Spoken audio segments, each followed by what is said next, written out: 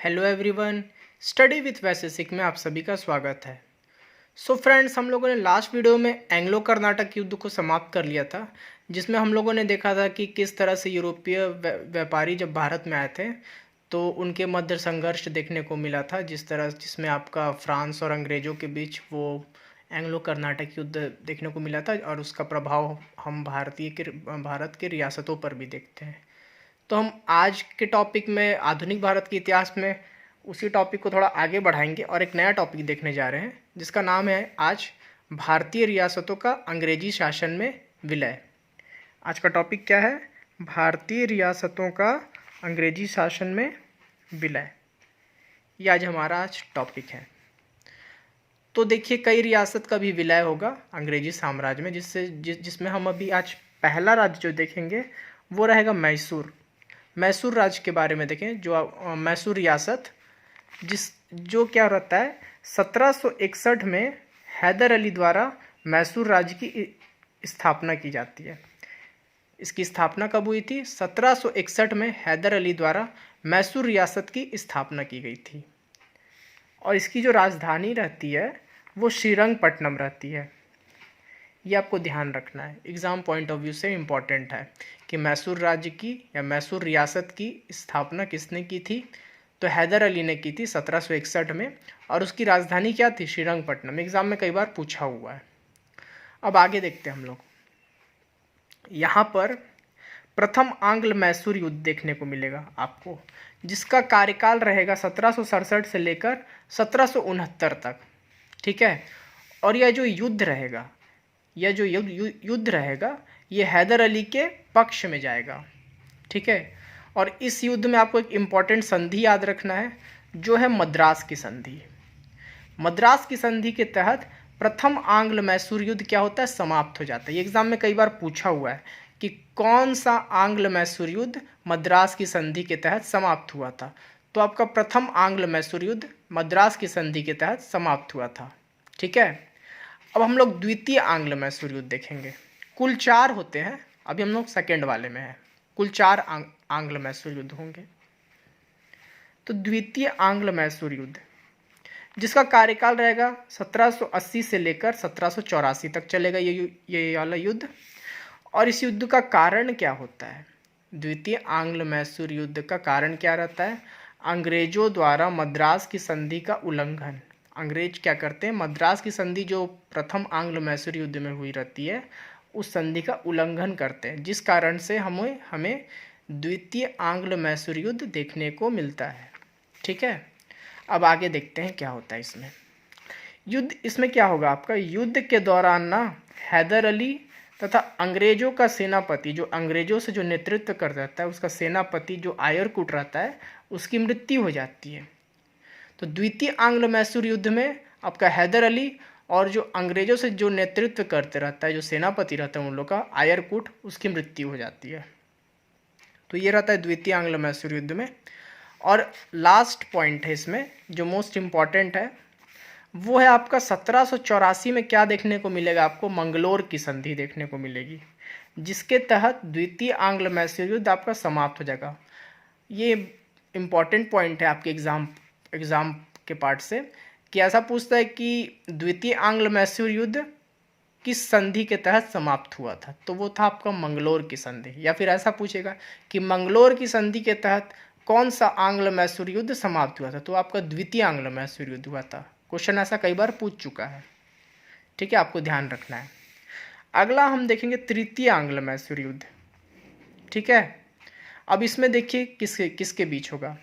इसमें क्या करेंगे? अंग्रेज ना मराठा और हैदराबाद के निज़ाम के साथ संधि करेंगे।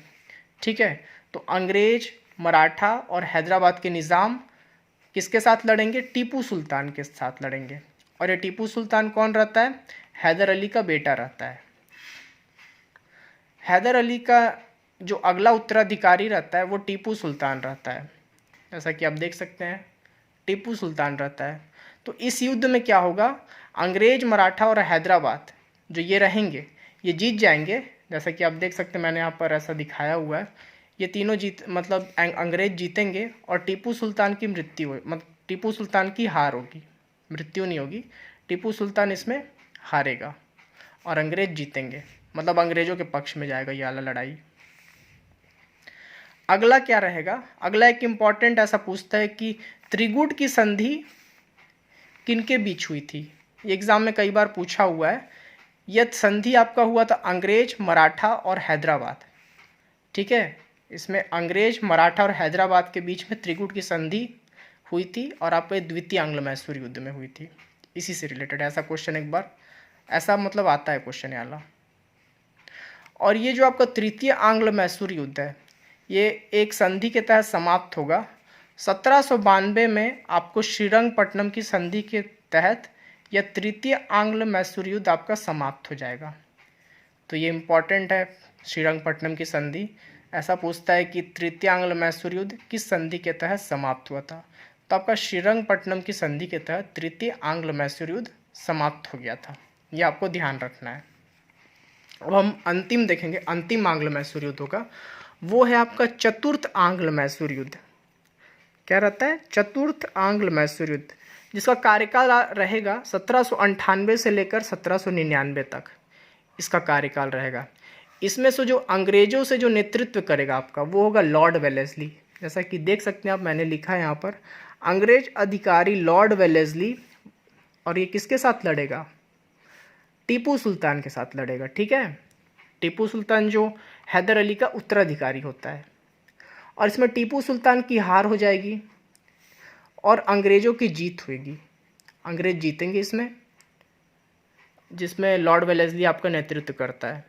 अंग्रेज या ब्रिटिशर्स की जीत हो जाती है। और इसमें एक इम्पॉर्टेंट पॉइंट आपको याद रखना है कि इसी युद्ध में टीपू सुल्तान की मृत्यु भी हो जाती है और मैसूर राज्य का विलय अंग्रेजी साम्राज्य में देखने को मिलता है।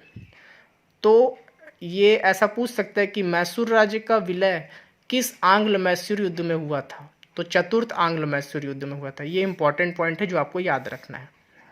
अगला जो रियासत जिसका जो विलय होगा ब्रिटिश साम्राज्य में, वो है आपका पंजाब रियासत, जिसके संस्थापक रणजीत सिंह रहेंगे। ठीक है, संस्थापक कौन रहेंगे, रणजीत सिंह। जैसा कि देख सकते हैं हम, पंजाब रियासत संस्थापक रणजीत सिंह द्वारा, और कहाँ की जाएगी, लाहौर में। ये दोनों इंपॉर्टेंट है कि पंजाब रियासत की स्थापना कहाँ हुई थी, लाहौर में हुई थी, और इसके संस्थापक कौन थे, रणजीत सिंह थे। अब आइए आगे देखते हैं। आगे ये है कि यहाँ पर आपको प्रथम आंग्ल सिख युद्ध देखने को मिलता है, जिसका कार्यकाल 1845 से 1846 तक रहेगा, और ये गवर्नर जनरल लॉर्ड हार्डिंग के समय होगा। ये इंपॉर्टेंट पॉइंट है आपका एग्जाम पॉइंट ऑफ व्यू से। और इसमें एक महत्वपूर्ण युद्ध देखने को मिलेगा जिसको हम बोलते हैं सबराव का युद्ध। सबराव का युद्ध देखने को मिलेगा जिसमें आपके सिख क्या होंगे, पराजित हो जाएंगे। तो ऐसा पूछता है कि सबराव का युद्ध किस आंग्ल सिख युद्ध में देखने को मिला था, तो आपका प्रथम आंग्ल सिख युद्ध में यह सबराव का युद्ध देखने को मिला था।